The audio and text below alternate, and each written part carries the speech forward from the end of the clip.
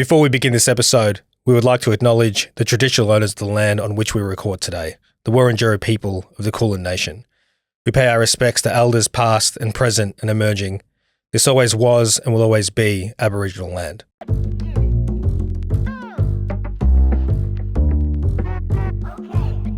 Hello. Hi. Episode 2. Episode 2. Here we are. Is the sequel going to be as good as the original? And if you can see my mug, for inspiration, the answer will be yes. Is Back to the Future one of those iconic videos from your childhood? Yeah. Yeah. Back to the Future, Home Alone, Goonies, Goonies. Sandlot. I thought you were going to say Sound of Music. I was about to say Snap. Nah. Mary Poppins? My wife was into like all that Sound of Music and all those. I missed those movies. Like I just bypassed them. Missed them? Yeah, it wasn't part of my childhood. I was big on the 80s and early 90s flicks. There you go. Yeah. We did crack out Home Alone to my kids this weekend. We were just saying off air. I did that, I think, way too early with my son. Yeah, it was on the edge. Yeah. Because now we're getting quotes. Yes. They've got good memories. Their memories are too good. So welcome to our listeners. Yeah, filthy animals.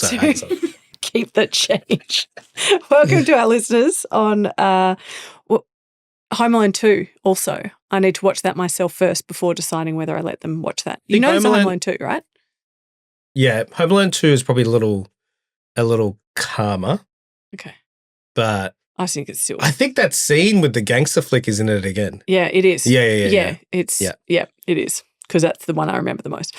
So, Gray, the podcast. Great. Why did we, and by we, I mean our executive producer, Taylor, over there, who came up with this in a stroke of genius, which is classic Taylor. Why is this podcast called Gray? I know we touched on it in the first episode, but what is this really about? Like the name Gray. Oh, the name? Yeah. I don't know. I might have missed the 48 WhatsApp messages. No, Tay came up with it when we were just at breakfast the other day. Here in Melbourne. It was just the word, she just said this is it. She just said Gray. She just said yeah. And you were like, I'm liking it. Was there a big story? Was there a big story, Tay? It's just the middle area. It's just the middle area, but it was the word. Grey area of business. Yeah. The word and then the branding with lots of colour, but it's still grey.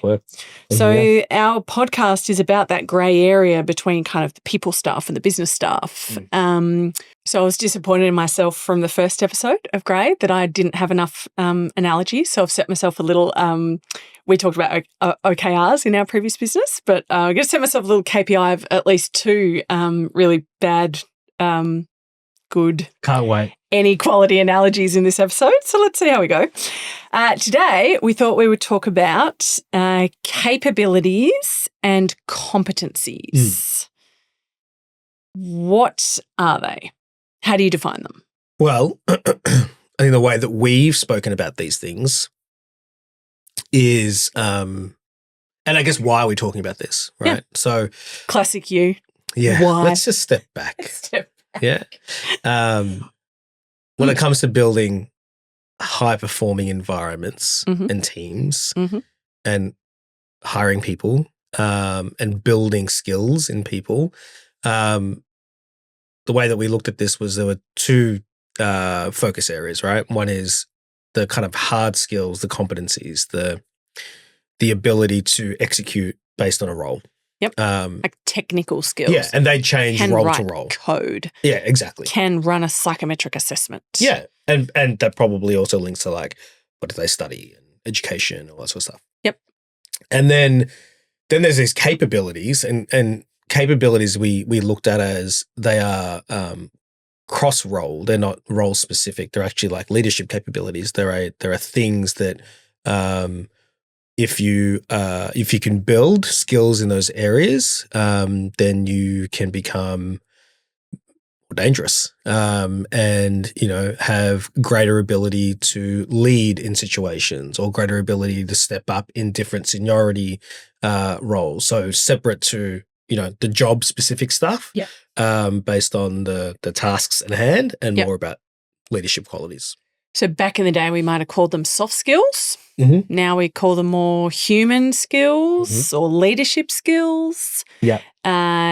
These are the ones that can sit in that grey area around is this worth developing? Are we going to invest in this? Is this worth sending, so-and-so level of middle managers in the business off to do training on psychological safety or being able to set a compelling vision, etc. Let's come back to that why for a sec. Why does it matter to have a language around these things? You mentioned hiring before.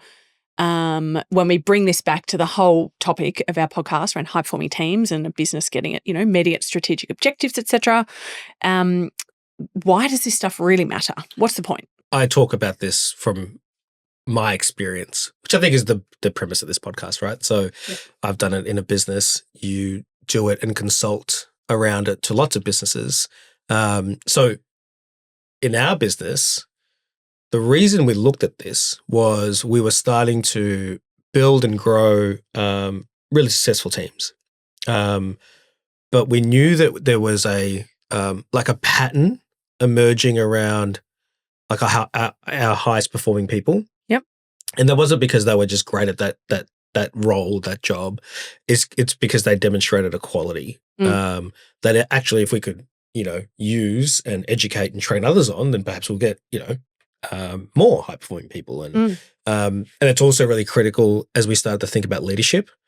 So as we grew the business and we thought about hierarchy in the organization, people leaders, executive team members, all that sort of stuff, how do we determine whether or not someone is ready for those types of leadership roles? Yeah. I think too often leaders are put into positions because they were great at their job. Competency. The competency bit. Piece, yeah. And then they lead a team and they're not great team leaders because it's a totally different set of skills. Yeah. It's not the same as doing the job. Yep. So it's a career change. It's a whole new profession. Yeah. Really. Yeah. And some people don't like that part of it. They like, or vice versa. That's fine. Yeah. And actually let's pause on that. We'll come back to that in a second. So when we first started talking about this, I drew a tree on a whiteboard. Analogy. Was it? Yeah, or is it a metaphor? What is the difference between an analogy and a metaphor? I'm just telling a story. You can determine it. I need my phone to do Googling. And I drew the tree because I was like, well, when people come into the business, how do we set an expectation of foundational stuff that no matter what you do. They need these skills. As soon as they walk in the business, we want to hire people who've got those skills. Yeah. If you work at the Luminary, you need to be able to do this, irrespective of what role you hold. Were these the roots? These are the roots. And then as, you kind of spend more time at the Luminary, you kind of grow into different parts of you can see the tree coming out. And I was like, Mel, let's go build that. And you would have been like... So I remember this. It was in one of your old offices because I wasn't in the business at the time, and you were basically capturing a capability framework in a tree without knowing the language around it, what it's for, etc. So compare that to genius. Compare that to the number of organisations I've worked with who. Because you talked a lot about, the business that I was in with you, startup. You can build this. What a privilege to set what you want right from the start before any kind of bad habits get in and design it how you want it right from scratch. But, a lot of organisations haven't got that. They've got legacy. They've got systems. They've got, history. So a lot of organisations I work with, they've got some of them leadership training, right? Like there's programs and there's modules and there's things. But when you go backwards again and say, well, how did you know which things to train people on, which capabilities to focus on? Because there's thousands of them.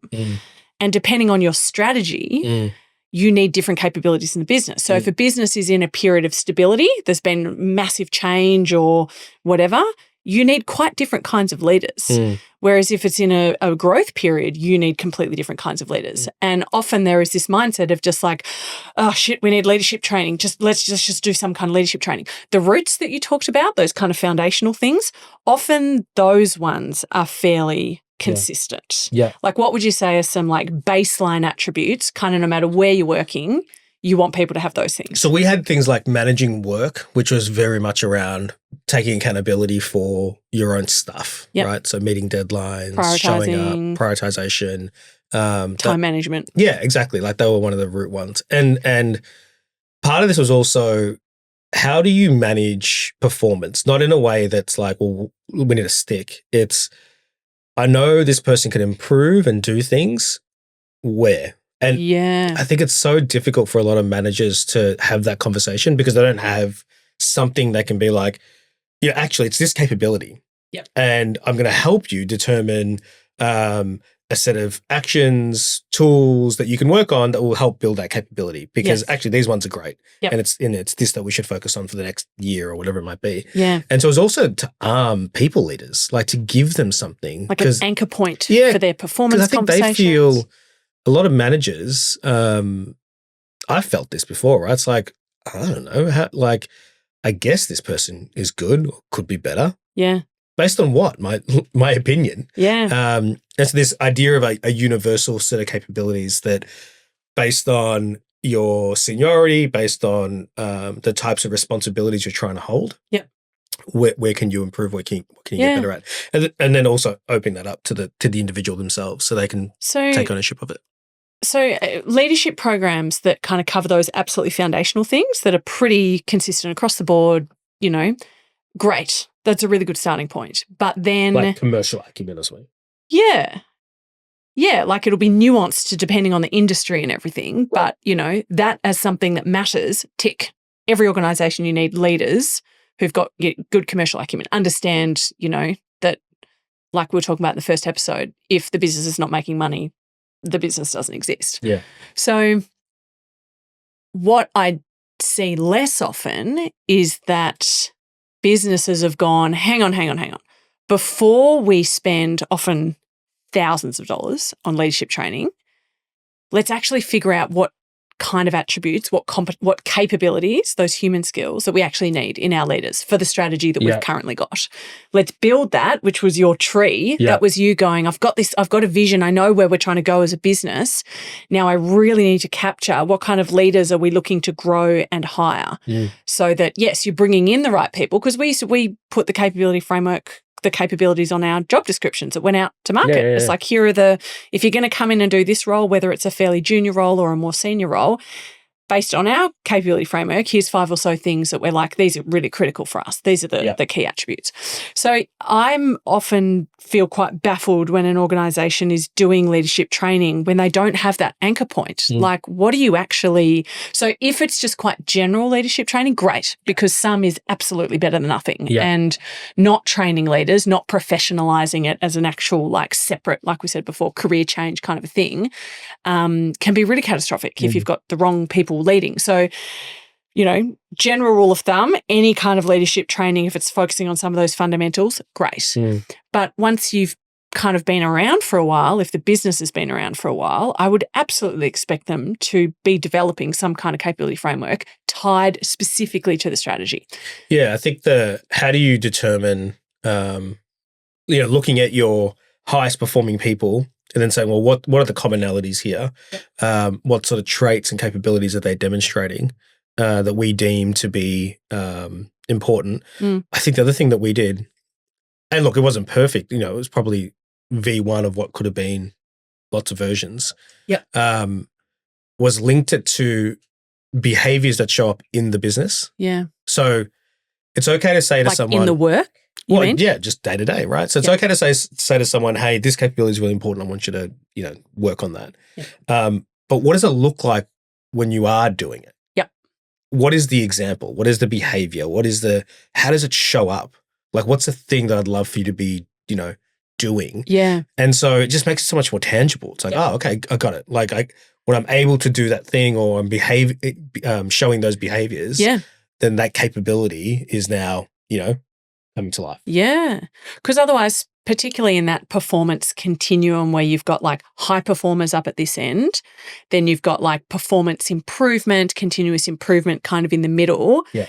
And then you've got that performance management end where someone is underperforming. And it is absolutely a continuum. Yeah. So we tried to spend as much time as possible in that big blob in the middle where everyone is at some phase of their learning cycle on all of the different capabilities. So people's constellation would look quite different depending on kind of their level of, what phase of their career they're in, et cetera. But you still, like so often we see people in that performance management end, the classic PIP territory, performance improvement plan territory, where historically, for good reason, people are like, oh, if you're on a PIP, it's because the business wants you out. Mm-hmm. Whereas it doesn't have to be like that. Like if you've got something that you can point to and say, here are the 3 things where we really need to see you lift, and here is the kind of handbook that goes with it of how to improve it and what good looks like, then you can actually support people from that PIP territory. Yeah, you can also start coaching with a broader group of people. So if the capability or set of capabilities are specific, you can then go, there is this individual who actually does this naturally. Like they've got a really great ability. Why don't you spend some time with them in learning, watching, seeing, shadowing, whatever it might be. You now start to democratize the coaching a little bit, right? It's not like the manager. The one expert. Yeah, which is impossible. Like no one has it all. Yeah. Yeah. So when it comes back to like, why does this matter for the business? Because our capability framework ran into the same challenges that most of them do, which is why we were, in the process of doing the next gen simpler. Yep, it was too many. Too many. And most capability frameworks, if you ask leaders from the 90s, they'll be like, fuck that. It's this big, unwieldy, giant document, multiple pages, way too complicated. Yeah, it sounds like ours. So ours was too complicated, right? So it was a fantastic starting point and was the first time the business had one, but it was too complicated.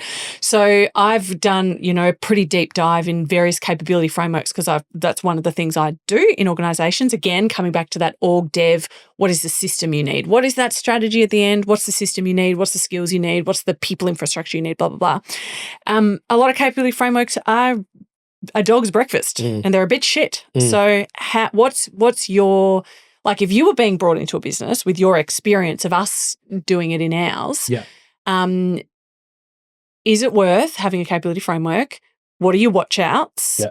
And again, tie it to like, how does this actually add business value? How would you convince a board, we should spend X number of grand on developing this thing? There's a lot in this, right? So one, especially with the rise of AI, the idea of deep competency, especially in industries and skills that rely on knowledge, now goes out the window. Yeah. Because that's not where the value is. Yep. The value is in critical decision making. Yep. It's in leadership qualities. It's in setting direction, having a vision, coaching. It's in all those things, right? That's what's going to allow people to leverage these tools and all this amazing stuff that's now in our lap, and it's going to get better every single day. But then what do you do with it? And what you do with it are the capabilities. So is it worth it? I think it's like an imperative, because if you're not thinking about soft skills, which is the worst phrase in history, then I think your leaders and your people are going to have a tough time. Your business is going to have a tough time. So if you're kind of building one, what I do, I think our first set of capabilities was like 25. I'd be like 5, 7. Yep. What are the things that are so unique to us? Or help us differentiate what we do. Yeah. Because there's probably a set of common capabilities, Yep. right? We had things like commercial acumen, decision making, Yep. which to your point, in a general leadership training environment, you're probably going to get. Yeah.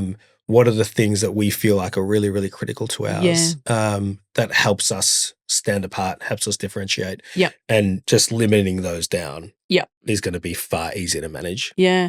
I've been talking a lot lately about the difference between threshold capabilities and distinguishing capabilities. So threshold ones are those ones that's like before you even walk in this door, like as you come over the threshold, you've already got these things. Yeah. And then the distinguishing ones are, this is what sets you apart from your peers. So, they're really identifying those high performers, but also this is what's going to distinguish, if we've got an army of folk in the business who can do these things, this is what distinguishes us from the competition. Your mention of AI, yeah. And I think it just helps eliminate a lot of the ones that are kind of like, we know we should have those. We don't need to include them in our framework. Although working with a client last year, they said, Mel, I get this threshold distinguishing thing, but unfortunately a lot of leaders still haven't really got the foundations right. They haven't got the threshold ones I think that's right. But I think, even kind of describing the foundational ones, but then in terms of investment, having them invested in a far more general way, or even the accountability back on the individual to build those up because they are threshold ones. I like that language. Yeah. But making it clear, I think is good. It's positive. Yeah. The ones that you're going to focus on, spend time on, leadership sessions, invest in, coach. Yeah. I think, the differentiators are important. So your mention of AI before, I think, is critical. What's that old thing of like culture eats strategy for breakfast? Is that the thing? Yeah, culture eats strategy for breakfast? Yeah. Absolutely. Agree with that. I've always talked about... I don't know if they have to be in competition. Mutually exclusive? I think that's the problem. Like... Well, this is why we're in the grey, right? But leaders often and spreadsheets like black and white, right or wrong. It's this or it's this. Like culture, great culture, we said this in the first episode, great culture without a strategy, fun business. Yeah. Where's it actually going? Perform? Yep. And does it last into the future? Yeah. So I've been talking a lot lately about, like I've always seen people, obviously, it's your differentiator if you're really nurturing and growing your staff to be high performers, because the playing field, like you can really differentiate yourself fast as an organisation if you really invest in this OD kind of stuff.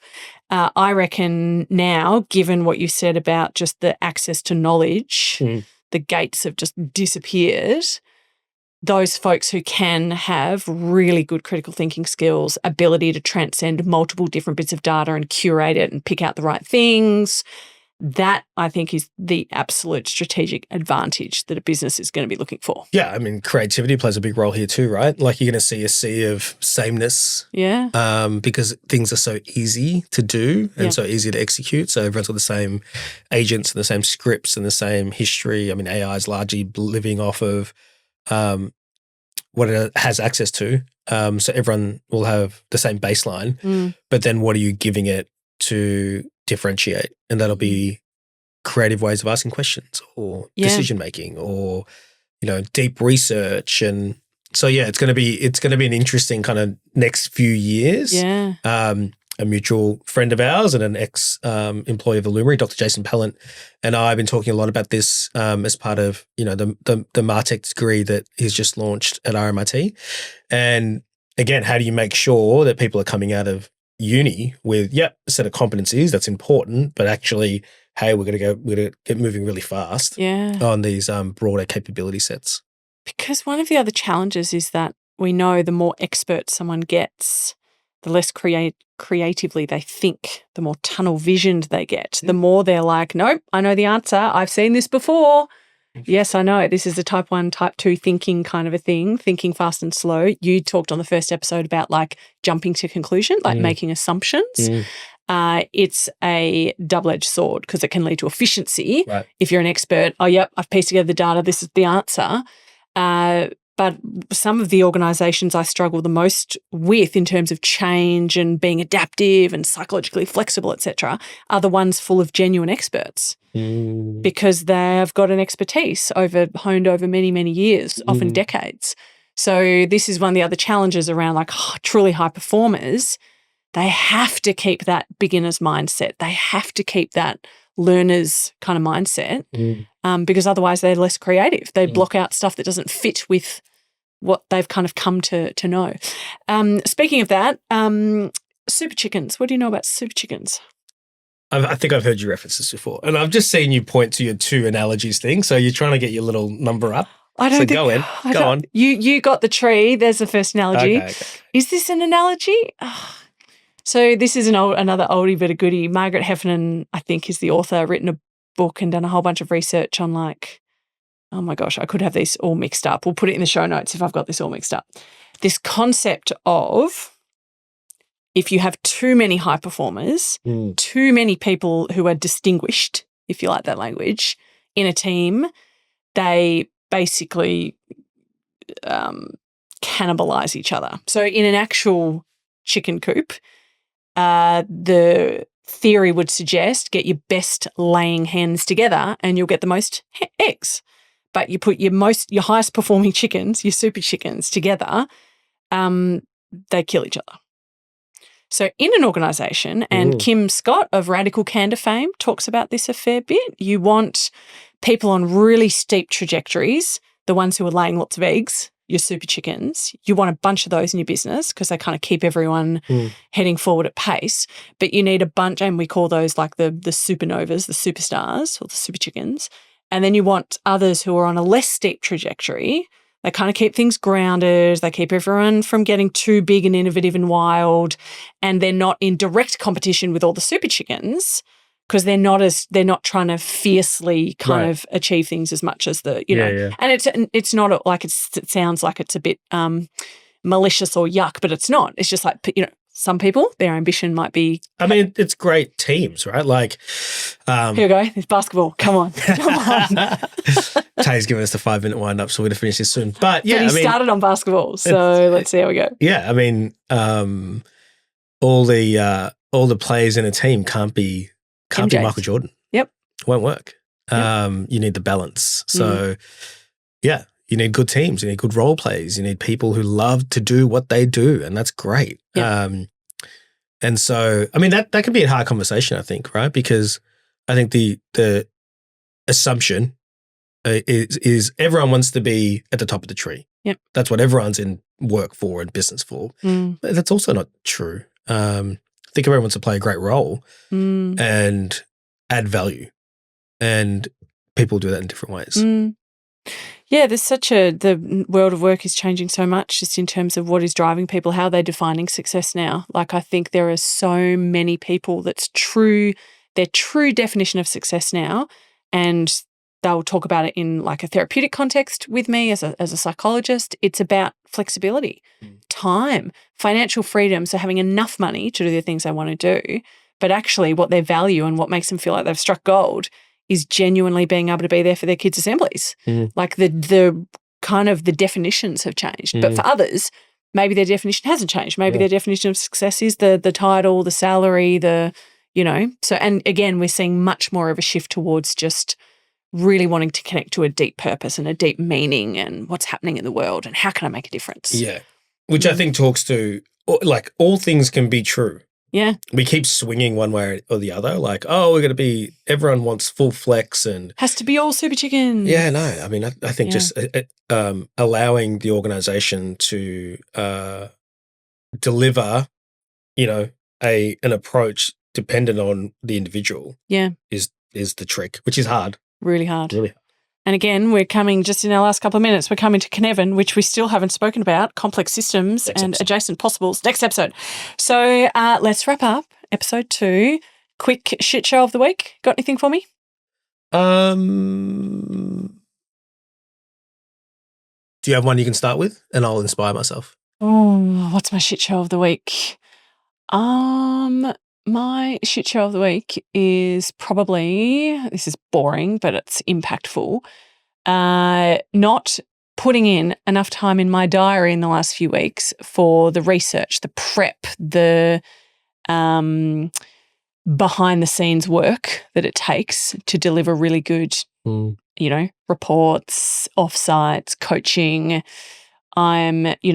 Both of us in our world, you have to be able to work at absolute pace, but I also have to have lots of like deep thinking time to be able to deliver quality work. And so my fuck up is that my balance is a bit out of whack at the moment. Look, my one is I'm about to go away for 3.5 weeks, which is a long time. Yeah, it's a long time. And I barely communicated with the team around, you know, what the plan was. And so everyone just did what they needed to do. And here we are.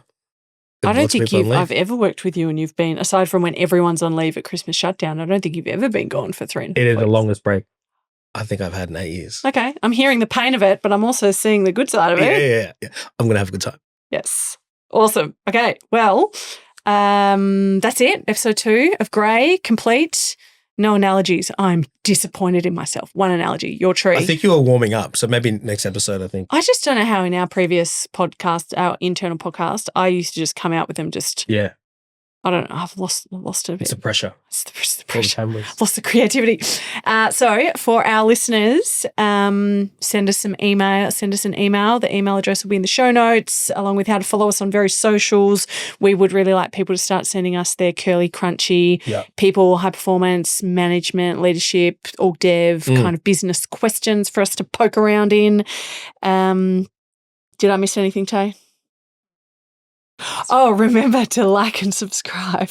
What would we do without you, Dave? And soon we'll have some guests, which will be very exciting. We will. We'll talk about that soon. So actually, that's another thing. We understand the crunchiness. Some of our guests we would love to be able to really go deep on some of their crunchy business problems, but we just won't be able to for, confidentiality and sensitivity, etc. But we're really keen to hear from guests who kind of can talk about stuff. Maybe it's from, long enough ago that they can talk about things, or would love to hear from organisations who feel like they're doing this stuff really well. They're trying, really cool stuff in this space. We would love to have some guests on. We've got some in mind, but if anyone's got any recommendations and wants to hook us up, we'd be keen for that. So yes, stay tuned for some guests on the pod. Wrap it up. See you next time.